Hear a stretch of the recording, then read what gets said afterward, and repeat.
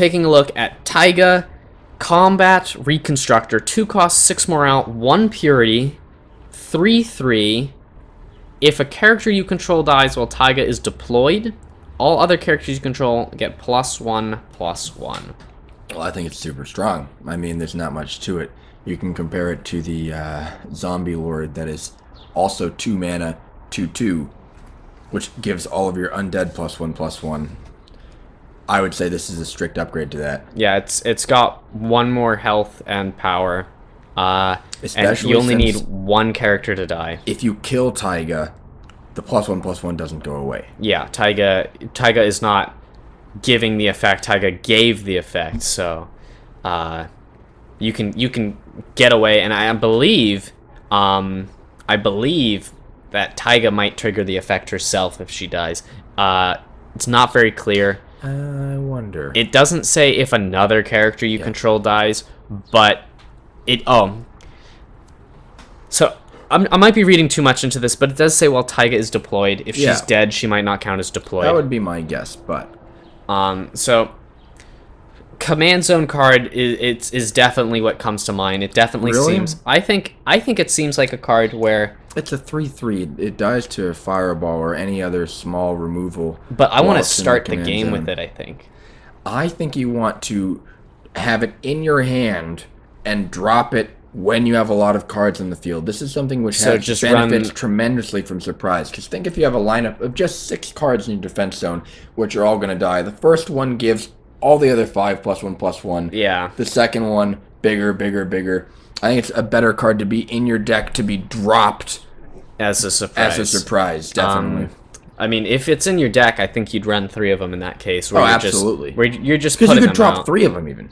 Think about that. Well, it's a unique character. Oh, of course. So that makes sense. Otherwise, oh boy, you could just run this as like it. It could be a deck of its own. Yeah, but even then, so there are two kinds of decks that I think of when I'm looking at this. One is Unending Drone. Works really, really well with this card, and you have also got all these sacrifice effects in Genesis, like Secluded Constructor, where you can intentionally get rid of your own guys. So you could look at this and see a very stereotypical Genesis sort of bot swarm deck. Yeah, I see it as something that could be splashed into Warpath or Sleepers easily. I was definitely thinking Sleepers was the second thing I was going to say, is that you've got things that put out, like, there's the 4 cost, puts out 5 2/2s. Yeah, Overwhelming Undead. That one works super, super well with Tyga. This is so good. Very powerful card, I think. Because, like you said, it's likely to have a very strong impact just as soon as it comes to the play. And I don't know. As far as Rift Run goes, it seems like I'd pick it without really thinking much about it. Definitely. You lose a little tempo the turn you play it, but it's possible that its effect is immediate. I would say you don't lose tempo the turn you play it, because you're not going to play this turn 2. You're going to play this later in the game as a surprise. All right. Yeah, that makes sense. So this is definitely a strong card. Let's look at the next one. And I'm going to point out again that was 1 purity. Yeah. Which is that's what's really insane about it. You can put that in any deck. The Impervious. That's a 7 cost, 10 morale, double purity in the Dragons. It's a unique character. Vigilance, 2020. And if it is the only deployed character you control, it is indestructible. At the end of the turn, sacrifice it. Okay, well, obviously it's a huge comeback mechanism. I would definitely run this in Rift Run, because I think comeback mechanisms are, like, that's what makes the difference between a decent Rift Run deck and an excellent Rift Run deck. The excellent ones are the ones that can somehow blow out your opponent to come back. And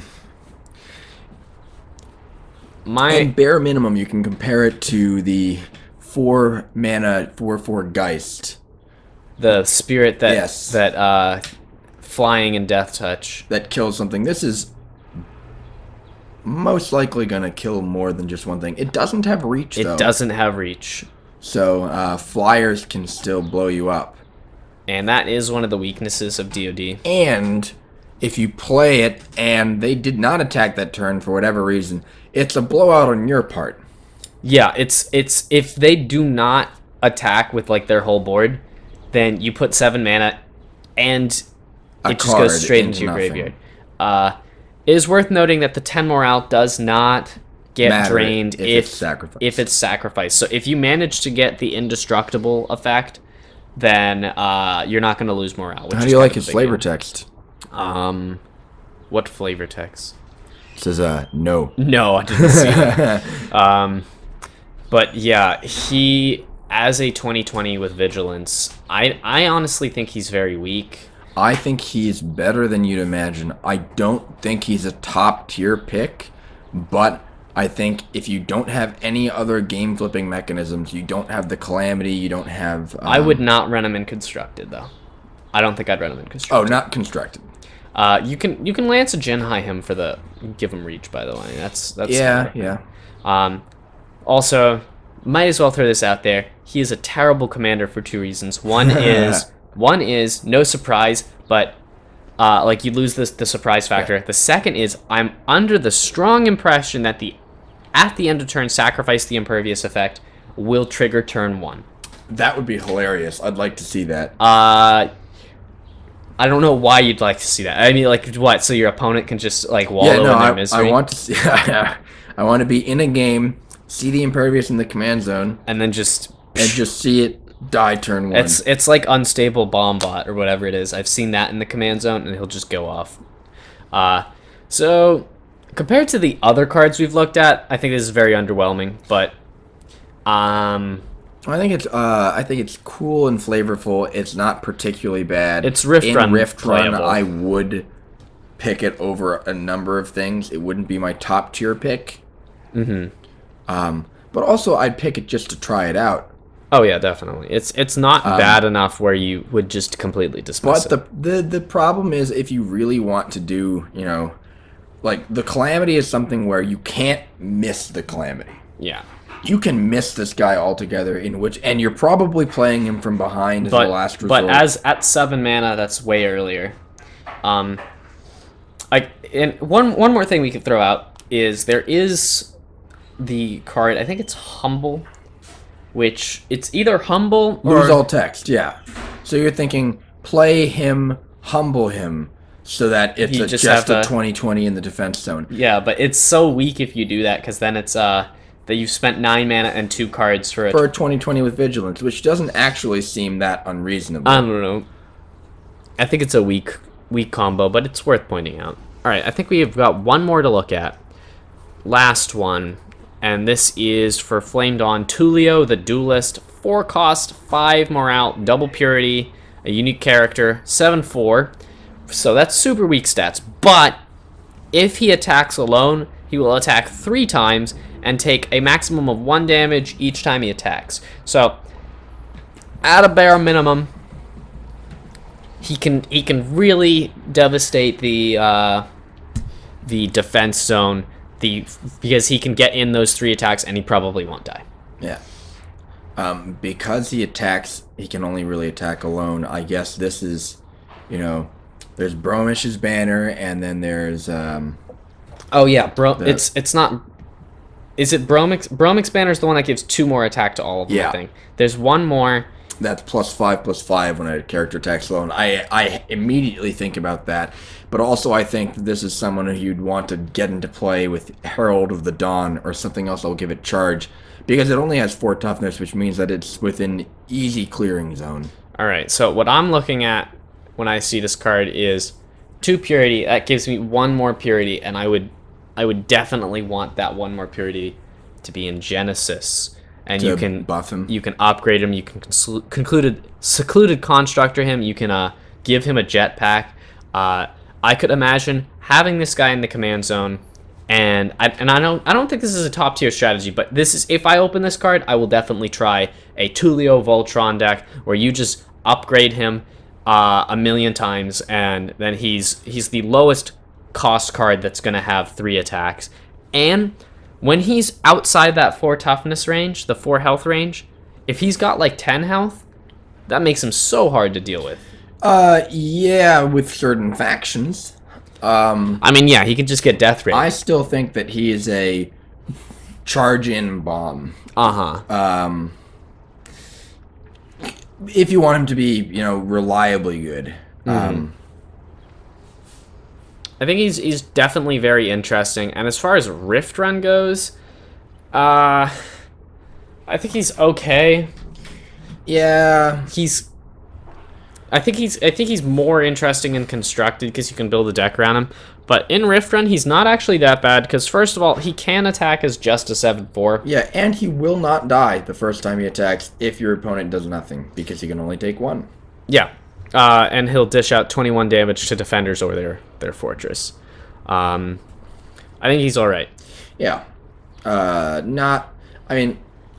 It's more of an opportunity to have the upgrade Flame Dawn deck, because there are so many multi-strike cards that you want to make an upgrade deck based around. But Duelist is so this is Tulio the Duelist, but Duelist is got multi-strike 2 and 2 lives, and the 2 lives does give a huge advantage when you're trying to boost a guy up, because it means it can take actually 1 death ray and keep going.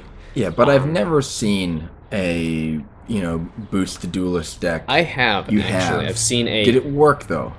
It worked reasonably well. I mean, it was definitely not like oh, this is gonna be the new meta, but yeah, but I'd like to see a Duelist deck that's competitive, because there are so many cards that seem to be built for it. And Tulio might be able to do that. Yeah, but he still dies to just straight up death ray. I mean, most characters in the game do, but it's very hard to build a 1-mana army deck when there are cards that will just take your 1-mana army. I'm curious of how Swift Strikes works with him. Does Swift Strikes give I think him it gives 6 him attacks? No. Or just 4? I believe it's just going to give him 4. That's something to test. Yeah. But I think Swift Strike specifically reads, and I'm going to look it up right now. I believe Swift Strike specifically gives him 1 more attack. Yeah, target character attacks an additional time. Yes, and read his text. If he attacks alone, he attacks 3 times. I don't know. So obviously within his text, his attacking 3 times, those don't count as attacking alone. They don't trigger his own effect. He doesn't attack infinite times. Yeah. But what does trigger it? I assumed the initial attack, not something like Swift Strikes. But the card does, leave room for him to gain something like multi-strike. Alright, so anyways, that's all the cards we have to look at for today. And hopefully you guys enjoyed this video. If you agree or disagree with either of our assessment of any of these cards, let us know in the comments. And I'll be hopefully uploading more gameplay in the future, but also I'm really looking forward to this new set. Oh, yeah. And I believe they've announced that they're going to be doing progressive spoilers. I don't know if any of them will be anytime soon, but as soon as I see more spoilers, we'll probably do another video like this and give you guys the rundown of the new cards. All right. Peace out.